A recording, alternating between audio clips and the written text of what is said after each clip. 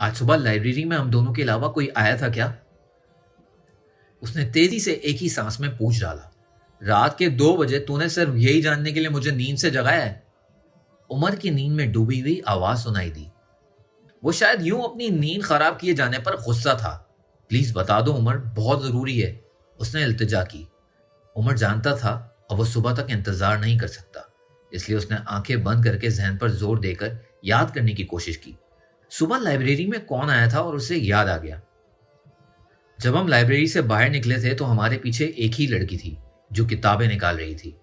عمر نے کافی دیر سوچنے کے بعد بتایا کہ کون تھی وہ لڑکی؟ اس نے بے صبری سے پوچھا۔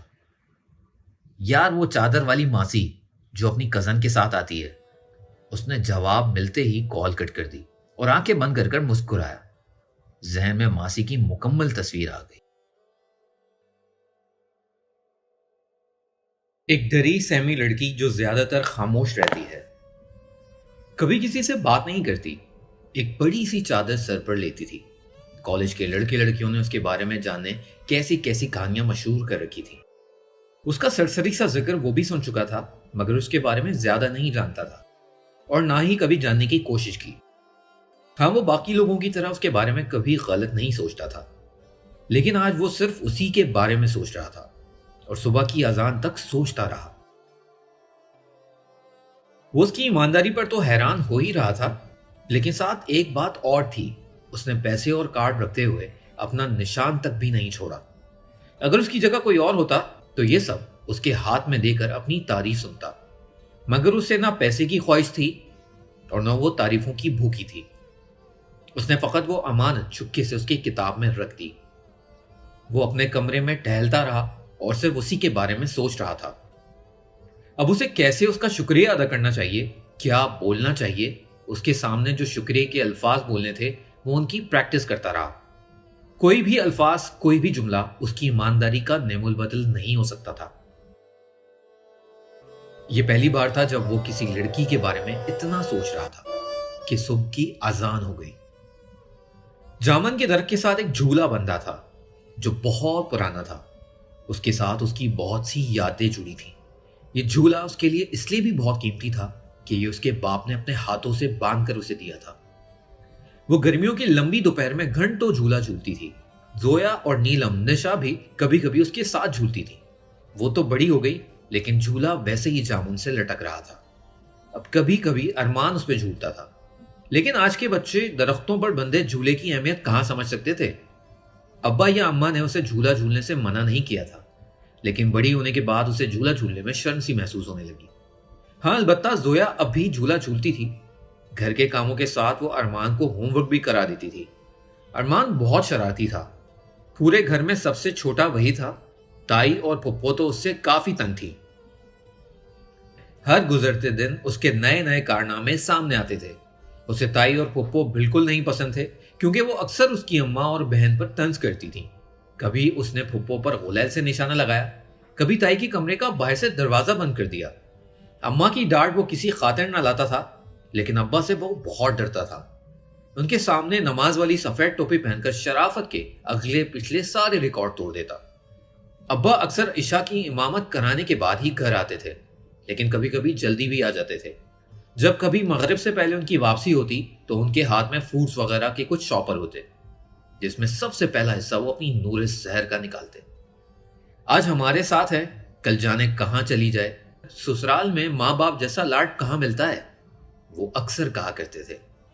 نور سے وہ جتنی محبت کرتی تھی اتنی محبت ان کو ارمان سے بھی نہیں تھی۔ نور ان کے آتے ہی ان کی چپل صاف کرنے لے جاتی، ان کو پانی دیتی اور کھانا بھی ان کو وہی دیتی تھی۔ ان کے کپڑے، ان کی ٹوپی ہمیشہ خوبصورتی اور نفاست سے استری شدہ ملتے۔ جو کام ایک بیوی کو کرنا چاہیے وہ ایک بیٹی کر رہی تھی۔ ایسی بیٹی پر وہ قربان کیوں نہ ہوتے۔ جس دن ابا گھر جلدی سے آئے تھے اس دن قدوس آپا بھی آ گئیں۔ قدوس آپا محلے کی بی بی سی تھیں، ایک خبر کو یہاں سے وہاں ٹرانسفر کر کے بڑی آسانی سے جھگڑے کروا دیں اور خود بڑے مزے لے لے کر لڑائیاں دیکھتی۔ وہ پارٹ ٹائم رشتے کروانے کا کام بھی سر انجام دیتی۔ ان کے آدھے سے زیادہ رشتے نقص شدہ ہوتے۔ زویا اکثر کہتی تھی पता नहीं ढूंढ ढूंढ कर लंगड़े अंधे बहरों के रिश्ते कहां से लाती हैं ये। एक बार वो नीलम के लिए एक बहरे लड़के का रिश्ता लाई थी। ताई ने वो बेइज्जती की कि दोबारा उनके घर नहीं गई वो। बाद में जोया और निशा हंस हंस कर नीलम का मजाक उड़ाती रही। इस दिन वो नूर के लिए रिश्ता लाई थी, और जो रिश्ता लाई थी उसकी तारीफों में जमीन आसमान एक कर रही थी। ऐसा रिश्ता लाई हूं कि पूछो मत हाफिज भाई। उन्होंने शुरुआत अपने रटे रटाए जुमले से किया था। अम्मा भी दूसरी चारपाई पर बैठी दाल साफ कर रही थी। वो भी वहीं सामने बरामदे में बैठी मसाला भून रही थी जब अब्बा ने कहा, नूरे सहर आप अंदर जाओ। वो चूल्हा बंद करके अंदर आ गई। बाहर से अंदर फासला भी कितना था, न सुनने की कोशिश में भी वो सब सुन गई। लड़के की अपनी दुकान है माशाल्लाह, 2 बहनें हैं जिनकी जल्द शादी होने वाली है। एक बूढ़ी माँ कितने दिन तक जिएगी। अपना घर है, पहली बीवी बेटे को पैदा करते ही मर गई। ऐसा अच्छा घर अपनी नूर को कहीं नहीं मिलेगा। प्लेट से आखिरी बिस्किट उठाते हुए उन्होंने मुस्कुराते हुए कहा। और जब लड़के की उम्र उन्होंने बताई तो अब्बा समेत अम्मा ने भी घूर कर उन्हें देखा। 50 साल के लड़के होते हैं भला, अम्मा ने तो साफ कह दिया। नूर अभी पढ़ रही है, हमने उसकी शादी के बारे में अभी नहीं सोचा। जो नसीब में लिखा होगा वो उसे मिल जाएगा। कुद्दूस आपा अपना सा मुंह लेकर वहां से चली गई। उसकी जगह अगर कोई भी होता तब भी वो उसके पैसे और कार्ड वापस कर देती। कल कॉलेज जाते हुए उसे गेट पर पैसों के साथ कार्ड भी मिला, और कार्ड पर दिल कैफ की तस्वीर देखकर वो उसे पहचान गई।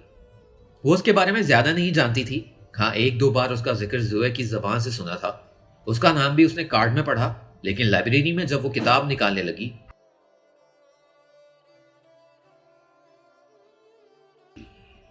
हाँ, 1-2 बार उसका जिक्र जोया की जुबान से सुना था। उसका नाम भी उसने कार्ड में पढ़ा, लेकिन लाइब्रेरी में जब वो किताब निकालने गई थी तभी उसने 2 लड़कों को बातें करते हुए सुना। वो पीछे शेल्फ से किताबें देखते हुए उनकी आवाज बासानी सुन सकती थी। दिल कैफ कार्ड और पैसे गिर जाने की बात कर रहा था, और जब वो बाहर गए तो अपनी किताबें वहीं टेबल पर छोड़ गया। उसने जल्दी से वो कार्ड और पैसे पर्स से निकालकर उसकी किताबों में रख दिए और बाहर आ गई। वो ये सब करके भूल भी चुकी थी और शायद कभी याद भी ना करती, लेकिन आज अचानक एक बार फिर उसने सामने आकर उसे याद दिलाया था। अस्सलाम वालेकुम, उसने बहुत बाअदब अंदाज में सलाम किया था। उस वक्त वो जोया के साथ कैंटीन के बाहर खड़ी थी। जोया कैंटीन में बर्गर लेने गई थी और वो दरख्त तले बेंच के पास अकेली थी। उसे देखकर वो इतना बुखला गई कि उसके सलाम का जवाब भी ना दे सकी। मेरी बुक्स में आपने वो कार्ड और पैसे रखे थे, वो बहुत नॉर्मल अंदाज में पूछ रहा था। उसने पलटकर कैंटीन की तरफ देखा। वो बहुत घबराई हुई थी और अपनी चादर को बार बार चेहरे के सामने करने की कोशिश कर रही थी। बिना उसकी तरफ देखे उसने सर इस बात में हिलाया। दिल कैफ मुस्कुराया। थैंक यू, अगर आप ना होती तो मैं बहुत मुश्किल में पड़ जाता।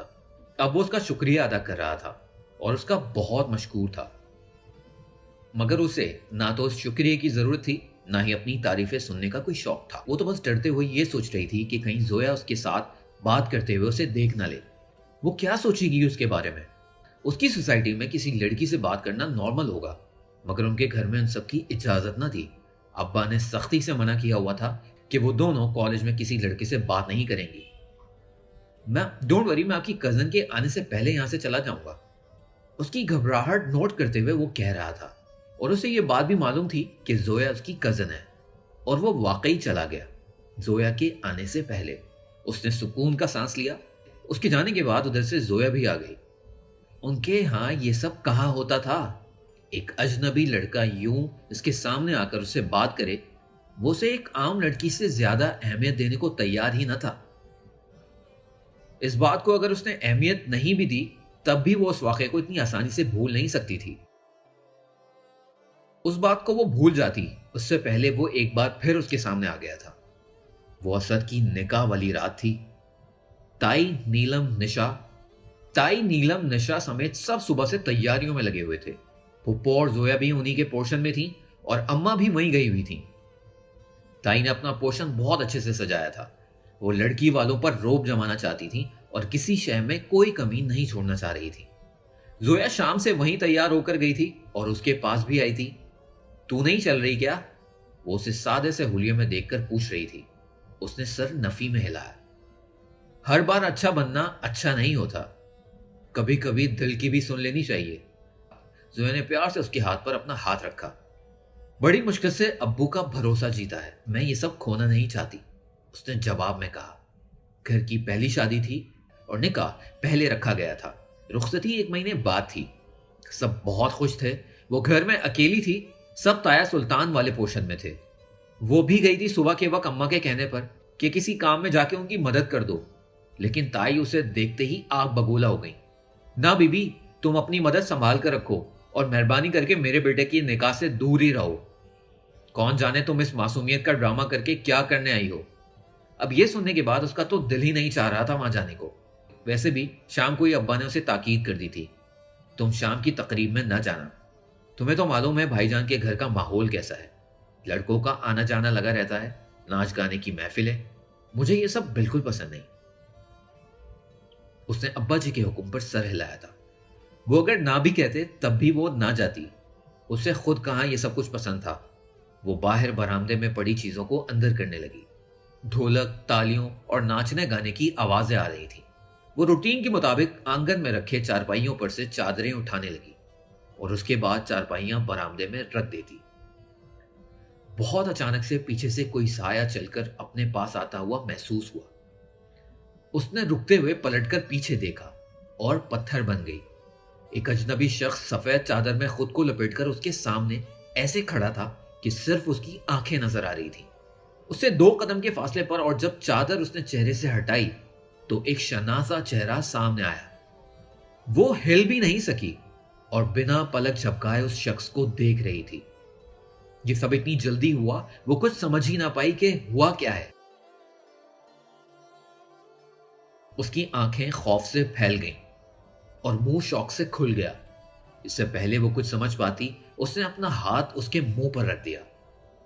प्लीज चीखना मत, मैं यहां आपको नुकसान पहुंचाने नहीं आया, उसने जैसे इल्तिजा करते हुए कहा। उसकी आंखें यक तक उस शख्स को देख रही थी, जैसे उसके होने का यकीन कर रही हो। कितनी मुश्किल से आप तक पहुंचा हूं, वो गहरी सांस लेते हुए बोला। किसी की शादी है क्या? घर में बहुत रश है। वो मुतमईन था और कमाल की बेनियाजी से उसने मुंह से हाथ हटाकर सीने पर बांधकर उसकी तरफ देखा। और वो कहां थी? किसी ख्वाब में? हाँ, वो इल्यूजन था। अक्स था उस शख्स का, वरना वो इतनी रात को उसके घर तक कैसे आ सकता था? कल सुबह आपसे बात नहीं हो सकी अच्छे से, सोचा आपके घर आकर आपका शुक्रिया अदा कर दूं। आपने जो एहसान किया है वो मैं कभी नहीं भूल सकता। कितना पुरसकून था वो। इतनी रात को किसी गैर के घर में आने का उसे बिल्कुल भी डर नहीं था। वो वाकई ख्वाब ही हो सकता था। और वो पत्थर की मूरत बने उसे देख रही थी, जैसे अब कभी हिल नहीं सकेगी। ये क्या हो रहा था आखिर? आप ऐसे क्या देख रही हैं मुझे? कोई भूत नहीं हूं मैं? वो मुस्कुराया था। कोई आता क्यों नहीं वहां? निकाह में इतने लोग हैं, कोई आकर उसे खौफ से बाहर क्यों नहीं निकालता? वो अभी अभी उसके आने पर बेयकीन थी, वो कभी यकीन कर ही नहीं सकती थी। सामने जो शख्स खड़ा है वो हकीकत है। वो उसका अक्स हो सकता है जिसे छूने पर वो गायब हो जाएगा। उसके हाथ, पांव, आंखें, होंठ सब कुछ फ्रीज हो चुके थे। ये कैसा ख्वाब था आखिर? वो आया और आकर चला भी गया और वो वहीं खड़ी रह गई, उसी चांद की रोशनी में, उसी चारपाई के पास। किसी ने पीछे से आकर उसके कंधे पर हाथ रखकर जैसे उसे नींद से जगाया था। उसने मुड़कर हाथ रखने वाले को देखा। क्या हुआ नूर, ऐसे क्यों खड़ी हो? वो उसकी मां की आवाज थी। वो ख्वाब नहीं था, वो हकीकत थी। उसके हाथ पांव सब आजाद हो गए। तो अभी थोड़ी देर पहले जो हुआ वो क्या था? वो अम्मा की बात का जवाब देती इससे पहले फुप्पो ने पूरे घर में शोर मचा दिया। चोर चोर! पूरा घर उनके आंगन में इकट्ठा हो गया।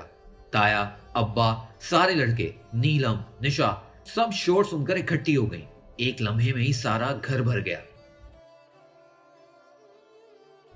मैंने खुद देखा था उसे, सफेद चादर पहनी थी और दीवार फलांग कर भाग गया, फुप्पो ने कांपते हुए बताया। सबके चेहरों के रंग उड़े हुए थे। चोर कैसे आ सकता है इस वक्त? ताया सुल्तान ने कहा था। चोर के आने का कोई वक्त थोड़ी होता है, ताई ने टोका। सभी बहुत घबराए हुए थे। तो क्या सचमुच वो यहां आया था? वो 2 कदम पीछे हटी। उसका वजूद खुश्क पत्ते की तरह कांप रहा था। अच्छा, अब आहिस्ता शोर करो समरीन बहन। अगर लड़की वालों के कान में खबर पहुंच गई तो क्या सोचेंगे हमारे बारे में? ताई को नई फिक्र लग गई। और नीलम, तुम जाकर कमरे में देखो, कहीं वो कमबख्त शादी वाले जेवर ना ले गया हो, उन्होंने सरगोशी के अंदाज में कहा। सुल्तान और अब्दुल रहमान परेशानी के आलम में टहल रहे थे। पुलिस को भी तला नहीं दे सकते थे। निकाह वाला घर था, इतने सारे लोग थे, उद्दम मचानी थी। सब फिक्रमंदी से एक दूसरे को देख रहे थे। और एक वो थी जो अभी तक मुराकबे में थी। फुप्पो की नजर अचानक उस पर पड़ी और 2 कदम चलकर उसके पास आई। नूर, वो कौन था? उसके वजूद से जैसे सांस ही खींच ली गई हो। सारे घर वालों ने चेहरा उठाकर उसकी तरफ देखा और वो कुछ ना करते हुए भी मुजरिम बने खड़ी थी। तो क्या फुप्पो ने उसे यहां देख लिया था? नजरें भी ना उठा सकी, जैसे वो अदालत के कटहरे में खड़ी थी और उससे सवाल किया गया था। जज अभी थोड़ी देर बाद उससे मौत का फैसला सुनाने ही वाला था। आप हमारी बेटी पर इल्जाम लगा रही हैं समरीन, उसने अब्बा की जबान से सुना। हलक में आंसुओं का गोला बनने लगा। अल्लाह ना करे भाई साहब, मैं नूर के बारे में ऐसा सोच भी नहीं सकती। मैं तो बस पूछ रही थी उससे। फुप्पो ने कुछ शर्मिंदा होते हुए पहलू बदला। ताई वहीं चारपाई पर सर पकड़कर बैठ गई। लड़के बाहर गली में चोर को देखने निकल गए और वो वहीं सर झुकाए खड़ी थी और वहीं खड़ी रह गई। किस वक्त कौन चला गया उसे कुछ पता ही ना चला। वो दीवार के साथ बैठती चली गई, जैसे अभी भी उसे यकीन नहीं आया था कि वो उसके इतने करीब आकर चला।